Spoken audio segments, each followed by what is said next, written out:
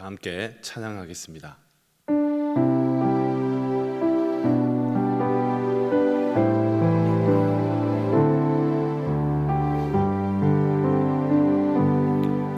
세상의 유혹 시험이 내게 몰려올 때에 나의 힘으론 그것들 모두 이길 수 없네.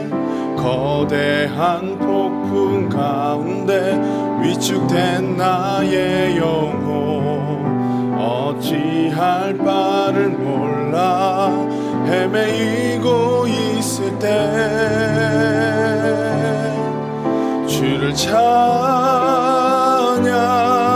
손을 들고 찬양 전쟁은 나에게 속한 것 아니니 주를 찬양 손을 들고 찬양 전쟁은 하나님께 속한 것이니 주위를 둘러보면 아무도 없는 듯 믿음의 눈을 들면 보이는 분 계시네.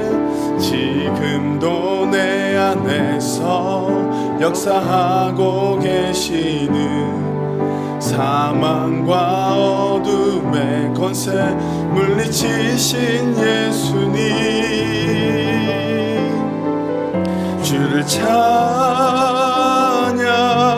손을 들고 찬양 전쟁은 나에게 속한 것 아니니 주를 찬양 손을 들고 찬양 전쟁은 하나님께 속한 것이니. 이 시간 기도 제목을 보시면서 합심하여 기도하겠습니다. 하나님을 주인으로 모시고 섬기는 해를 맞아 내가 내 인생의 주인 되었던 것을 회개하며 주인 삼았던 모든 것들을 내려놓고 하나님을 나의 진짜 주인으로 모시고 살아가게 하소서. 그리고 내 인생의 참주인이신 하나님께 모든 것을 맡기고 순종할 때 책임져 주시고 보호하시며 인도하시는 은혜를 누리며 살게 하소서.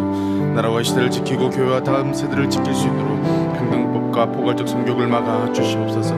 뿐만 아니라 교회를 무너뜨리려고 하는 모든 악한 정책과 시도들이 무너지게 하옵소서. 이 어려운 때 우리 교회를 이끌어가시는 담임 목사님을 더욱더 강력하게 붙들어 주시고 코로나 시대를 잘 감당할 수 있는 성령의 지혜를 주시고 주신 사명을 잘 감당하고 사역에 집중할 수 있도록 모든 사단의 공격을 은혜의 불성각으로 막아 주옵소서. 특별히 건강을 지켜주시고 목사님의 가정을 성령께서 평안케 하여 주옵소서. 담임 목사님께 엘리사에게 부어주신 갑절의 영감과 모든 사건과 사람과 상황과 환경과의 문제를 능히 감당할 수 있는 압도하는 은혜를 주시고 강력한 영광을 부어주셔서 시대 사명을 힘있게 감당하게 하시고 다음 세대를 세운 일과 복음 통일과 열방 선교를 잘 감당할 수 있도록 인도하여 주시옵소서. 하나님을 주인으로 모시고 섬기는 해를 맞아 내가 내 인생의 주인 되었던 것을 회개하며 주인 삼았던 모든 것들을 내려놓고 하나님을 나의 진짜 주인으로 모시고 살아가게 하소서. 그리고 내 인생의 참 주인이신 하나님께 모든 것을 맡기고 순종할 때 책임져 주시고 보호하시며 인도하시는 은혜를 누리며 살게 하소서. 나라와 이 시대를 지키고 교회와 다음 세대를 지킬 수 있도록 평등법과 포괄적 성교육을 막아 주옵소서. 이뿐만 아니라 교회를 무너뜨리려고 하는 모든 악한 정책과 시도들이 무너지게 하옵소서. 이 어려운 때에 우리 교회를 이끌어 가시는 담임 목사님을 더욱 강력하게 붙들어 주시고 코로나 시대를 잘 감당할 수 있는 성령의 지혜를 주시고 주신 사명을 잘 감당하고 사역에 집중할 수 있도록 모든 사단의 공격을 은혜의 불성곽으로 막아 주옵소서. 특별히 건강을 지켜주시고 목사님의 가정을 성령께서 평안케 하옵소서. 담임 목사님께 엘리사에게 부어주신 갑절의 영감과 모든 사건과 사람과 상황과 환경과 문제를 능히 감당할 수 있는 압도하는 은혜를 주시고 강력한 영권을 부어주셔서 시대적 사명을 힘있게 감당하게 하시고 다음 세대를 세우는 일과 복음 통일과 열방 선교를 잘 감당할 수 있게 하옵소서.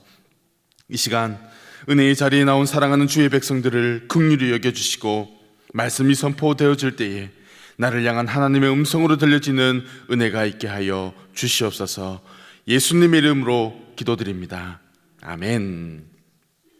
오늘 우리에게 주시는 하나님의 말씀은 신명기 20장 1절에서부터 20절까지의 말씀입니다. 구약 성경 292면에 있습니다. 신명기 20장 1절에서 20절까지의 말씀인데요. 시간 관계상 1절에서 3절까지만 우리 한 절씩 교독하시고 3절은 함께 읽도록 하겠습니다. 제가 먼저 1절을 읽습니다. 내가 나가 대적과 싸우려 할 때에 말과 병거와 민중이 너보다 많음을 볼지라도 그들을 두려워 말라. 애굽 땅에서 너를 인도하여 내신 내 하나님 여호와께서 너와 함께 하시느니라.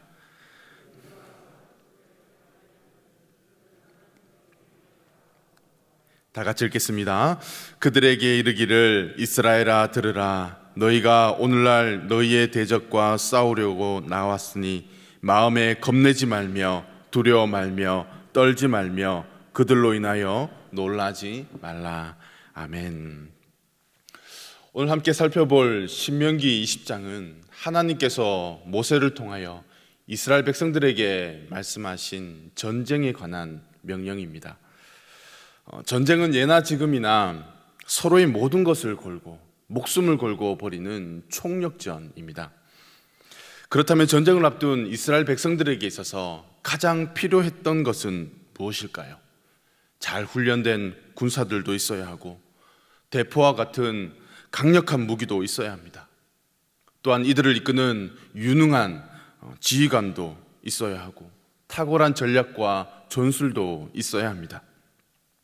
그런데 오늘 본문의 말씀을 자세히 살펴보시면 하나님은 전쟁을 치르는 이스라엘 백성들에게 오히려 힘 빠지는 명령만 하십니다. 1절 말씀을 다시 한번 보십시오. 내가 나가 대적과 싸우려 할 때에 말과 병거와 민중이 너보다 많음을 볼지라도 그들을 두려워 말라. 애굽 땅에서 너를 인도하여 내신 내 하나님 여호와께서 너와 함께 하시느니라. 하나님의 첫 번째 명령은 두려워할 수밖에 없는 상황과 환경임에도 불구하고 두려워하지 말라는 그런 명령이었습니다. 1절에서의 말은 병거를 끄는 기마부대를 의미합니다. 고대 전투에서 말과 병거는 오늘날로 말하면 탱크와 같은 역할을 했습니다. 민중은 군대를 의미합니다. 즉, 지금 적군의 말과 병거, 군대의 숫자만 보더라도 승산이 없는 싸움이며 싸움의 상대조차 되지 않습니다. 이스라엘 입장에서는 두려워할 수밖에 없는 상황입니다. 그러나 하나님은 적군의 말과 병사가 아무리 많다 하더라도 애굽 땅에서 너희를 인도하여 내신 그 하나님이 너희와 함께 하시기에 두려워하지 말라고 말씀하십니다. 그렇다면 이스라엘 백성을 애굽 땅에서 인도하여 내신 하나님은 어떤 분이십니까? 당시 애굽의 군대는 세계 최강의 군사력과 전투력을 갖추었습니다. 반면 이스라엘은 군사 훈련조차 되지 않은 무기조차 없는 그런 나라였습니다. 하지만 하나님께서는 10가지의 재앙을 통해 애굽에서 이스라엘 백성을 탈출시키셨고, 홍해가 가로막고 있을 때에는 홍해를 반으로 가르셨습니다. 그리고 애굽 군대가 이스라엘 백성들을 뒤쫓아올 때에는 하나님은 그 홍해를 닫아 모든 애굽의 군대를 덮어버리셨습니다. 40년 광야를 지날 때는 어땠습니까? 아말렉을 비롯해 수많은 대적들이 이스라엘을 공격하였지만 하나님께서 함께 하셨기에 이스라엘 백성은 승리할 수 있었습니다. 출애굽하자마자 첫 번째로 만난 난관에서 모세는 출애굽기 14장 14절에서 이렇게 고백합니다. 여호와께서 너희를 위하여 싸우시리니 너희는 가만히 있을지니라. 이때부터 전쟁 중에 이스라엘 백성은 자신들을 위하여 대신 싸우시는 하나님을 그저 바라보고 따르는 것만 하였습니다. 사랑하는 성도 여러분, 우리가 치루어야 할 영적 전쟁 또한 이 싸움의 범주 안에 있습니다. 요즘 나를 가장 두렵게 하는 것이 무엇입니까? 그리고 지금 내가 싸워서 꼭 이겨야 할 전쟁은 어떤 것입니까? 두려워할 수밖에 없는 상황과 환경임에도 불구하고 두려워하지 말라는 이 말씀이 우리 모두에게 오늘 하나님이 주시는 음성으로 들려지기를 축복합니다. 그러나 두려워 말라는 이 말씀이 도무지 내 삶에 하나님의 위로가 되지 않고 힘이 되지 않습니까? 너무 자주 들었던 말씀이라 다 알고 있는 내용이라 내 마음 가운데 들어오지 않습니까? 그러나 우리가 꼭 기억해야 할 것은 애굽에서 이스라엘 백성을 인도해 내신 하나님이 우리와 함께 하시는 것보다 더 확실한 승리의 조건은 이 땅 어디에도 없습니다. 오늘 하루 나와 함께 하시는 하나님으로 인해 모든 두려움과 근심과 걱정이 떠나가는 은혜가 우리 모두에게 있기를 예수님의 이름으로 축복합니다. 두 번째 하나님의 명령은 군사들을 돌려보내라는 명령이었습니다. 고대 전쟁에서 병력의 숫자는 승패를 가르는 절대적인 요소였습니다. 싸울 병사가 많아야 그만큼 이기기도 쉽다는 말이죠. 그래서 함께 싸울 병사 한 사람 한 사람이 너무나 소중합니다. 그런데 하나님께서는 군사를 더 모아야 하는 이 상황에서 5절에서 8절까지의 말씀을 보시면 어떤 사람들을 지금 돌려보내고 있습니까? 새집을 건축하고 낙성식을 못한 자, 포도원을 만들었으나 과실을 먹지 못한 자, 약혼 후 결혼식을 치르지 못한 자, 두려워서 마음에 겁을 내는 자를 집으로 모두 다 돌려보내셨습니다. 하나님은 왜 이들을 집으로 돌려보내셨을까요? 두려움은 전염성이 강하기 때문입니다. 한 사람이 두려워하면 전쟁에 나온 다른 형제들도 두려워하여 낙심하게 됩니다. 얼어붙은 강에서 노를 저어갈 수 없는 것처럼 두려운 마음을 가지고서는 절대 싸워서 승리할 수 없기 때문입니다. 그래서 하나님은 아군에게 끼칠 부정적인 영향을 사전에 방지하기 위해 그들을 돌려보내셨던 것입니다. 뿐만 아니라 이스라엘의 전쟁은 군사 한 사람에 의해 좌지우지되는 것이 아니라 하나님의 구원은 사람의 많고 적음에 있지 않다는 것을 보여주기 위해 하나님은 그들을 모두 돌려보내셨던 것입니다. 세상적으로 볼 때 전쟁의 승패는 우수한 병기와 잘 훈련되어진 군사들이 많고 적음에 달려 있습니다. 그러나 신앙적 관점에서 보면 모든 전쟁의 승패는 누구에게 달려 있습니까? 바로 하나님에게 달려 있습니다. 기드온의 300용사가 미디안을 이겼던 장면을 한번 생각해 보십시오. 미디안의 군대의 숫자는 세상 모든 나라를 집어삼킬 만한 했습니다. 사사기 7장 12절 말씀을 보십시오. 미디안 사람과 아말렉 사람과 동방의 모든 사람이 골짜기에 누웠는데 메뚜기의 중다함 같고 그 약대의 무수함이 해변의 모래가 수다함 같은지라. 반면 기드온이 이끄는 군대는 300명에 불과했습니다. 하지만 놀랍게도 이 전쟁의 최후의 승자는 누구였습니까? 미디안이 아니라 기드온이었습니다. 이를 통해 우리는 전쟁을 승리로 이끄시는 분이 바로 하나님이심을 알 수 있습니다. 주 안에서 사랑하는 여러분, 하나님이 원하시는 군사는 힘이 세거나 전쟁에 능한 사람이 아니라 하나님을 향한 굳건한 신뢰로 두려워하지 않는 사람입니다. 저는 우리 모두가 나와 함께 하시는 하나님을 믿음으로 영적 전쟁에서 당당하게 싸워 승리할 수 있는 저와 여러분들이 되시기를 예수님의 이름으로 축복합니다. 세 번째 하나님의 명령은 가나안 땅에 거주하는 족속을 하나도 살리지 말라고 명령하십니다. 오늘 읽지는 않았지만 10절 말씀부터 보시면 이스라엘은 전쟁을 치르기 전 성읍에 먼저 화평을 제안합니다. 그러나 거절하면 그 성읍의 남성은 모두 죽이게 됩니다. 그런데 16절부터 보시면 특별히 가나안 족속의 경우에는 모두 살려두지 말고 진멸해야 했습니다. 하나님께서 이렇게 명령하신 이유가 뭘까요? 이스라엘 백성의 거룩함을 지킬 수 있도록 돕기 위함이었습니다. 만약 가나안 족속을 이대로 살려두면 앞으로 이곳에서 거주하며 살아가게 될 이스라엘 백성은 자연스럽게 그들이 섬기던 우상 숭배를 하게 될 것이 불보듯 뻔했기 때문입니다. 결국 가나안 족속의 우상은 이스라엘의 믿음과 신앙을 파괴하게 이르게 됩니다. 하나님은 이스라엘이 거룩한 하나님의 민족으로 백성이 되기를 원하셨습니다. 그래서 이스라엘 백성은 가나안 족속을 철저히 처단하여 그들의 죄악이 이스라엘에게 전가되지 않도록 그런 일이 없도록 해야만 했습니다. 오늘을 살아가는 우리도 마찬가지입니다. 우리는 하나님이 택하신 왕같은 제사장이며 거룩한 나라입니다. 우리 주변의 거룩함을 침해할 수 있는 죄악의 요소들이 있다면 경계하고 또 경계하여 거룩함을 지키기 위해 부단히도 애써야 합니다. 지난주 담임 목사님의 말씀처럼 본향을 향해 나그네의 삶을 살아가는 우리를 유혹하고 무너지게 만드는 것, 하나님이 싫어하시는 것이 있다면 철저하게 버리셔야 합니다.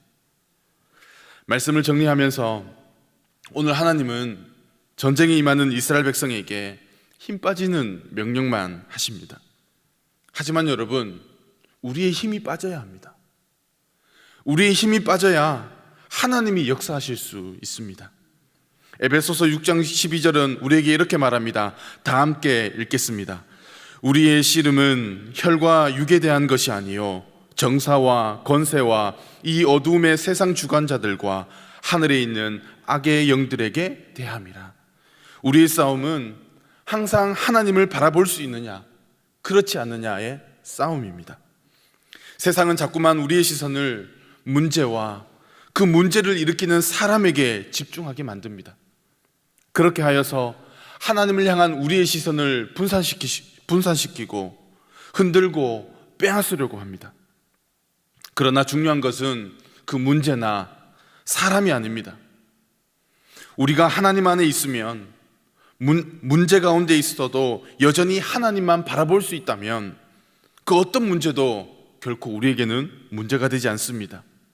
오늘도 내 힘을 의지하는 인생이 아니라 하나님을 의지하고 우리의 시선이 하나님을 바라볼 때 모든 두려움이 떠나가고 근심과 걱정에서 자유함을 맛보는 하나님과 더불어 승리함을 맛보는 저와 여러분의 삶이 되기를 예수님의 이름으로 축복합니다. 이 시간 화면을 보시면서 함께 기도문을 읽으신 후에 기도하겠습니다. 살아계신 하나님, 나와 함께 하시는 하나님으로 인해 모든 두려움과 근심과 걱정이 떠나가고 나를 대신하여 싸우시는 하나님을 바라보며 따라갈 때 승리를 맛보는 인생이 되게 하소서. 우리를 유혹하고 무너지게 만드는 것, 하나님이 싫어하시는 것들이 있다면 모두 버릴 수 있도록 인도하여 주시고 하나님의 거룩한 도구로 쓰임받는 삶이 되게 하소서. 아멘. 우리 시간 말씀을 기억하면서 함께 합심하여 기도하겠습니다. 살아계신 하나님 아버지, 감사합니다.